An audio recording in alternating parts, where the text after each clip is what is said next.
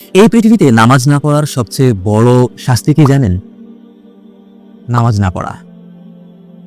হ্যাঁ, ঠিকই শুনেছেন, নামাজ না পড়া। Wait, let me explain.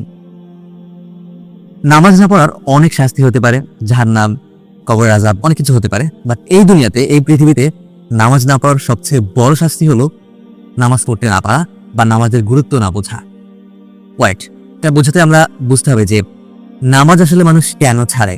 Firstly, মানুষ নামাজ ছাড়ে অলসতার কারণে। একটু অলস লাগতেছে, খারাপ লাগতেছে, নামাজ ছেড়ে দিচ্ছে।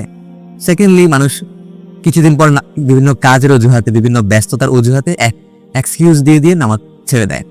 একটা পর্যায়ে এমন একটা অবস্থা হয় যখন তার কাছে আসলে নামাজটা আর গুরুত্ব মনে হয় না, নামাজ না পড়লেও তার কাছে খারাপ লাগে না, এমন একটা অবস্থা হয়। এর কারণ কি জানেন? এর কারণ হচ্ছে নামাজ পড়া মানে শুধু রুকু করা, সেজদা করা বা একটু অজু করে মসজিদে যাওয়া, বিষয়টা এমন না। নামাজ পড়া মানে হচ্ছে ডিসিপ্লিন ওয়াইজ লাইফ লিড করা, আল্লাহর সাথে সম্পর্ক রাখা, আল্লাহর সাথে কথা বলা। আপনি যখন কোনো নামাজ ছেড়ে দেন তুচ্ছ কোনো কারণে, কোনো অলসতার কারণে, বিভিন্ন তুচ্ছ কোনো কাজের কারণে, তখন আল্লাহ তাআলা আপনাকে শাস্তি হিসেবে নামাজ না পড়াকেই শাস্তি দেন।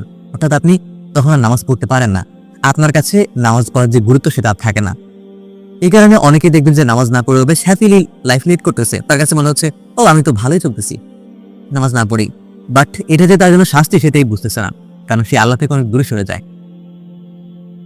ওকে, সো আপনি যদি মনে করেন যে আমি ভালোই আছি উইদাউট নামাজ, উইদাউট প্রেইং, তাহলে এটা একটু ভয়ঙ্কর বিষয়, একটু চিন্তার বিষয় যে আসলে কি আমার মনে অপরাধ বোধ হয় না।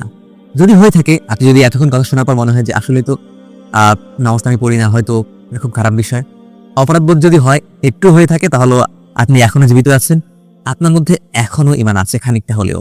সো আমি বলবো এখন থেকে শুরু করুন, আজ থেকে শুরু করুন। গত যে ওয়াক্ত গেছে সেটা মিস গেছে, সেটাও শুরু করুন। আশা করছি আপনি আবার পুনরুজ্জীবিত হবেন, আবার আল্লাহর সাথে আপনার কানেকশন ভালো হবে, আপনি আবার ডিসিপ্লিন হবেন ইনশাআল্লাহ।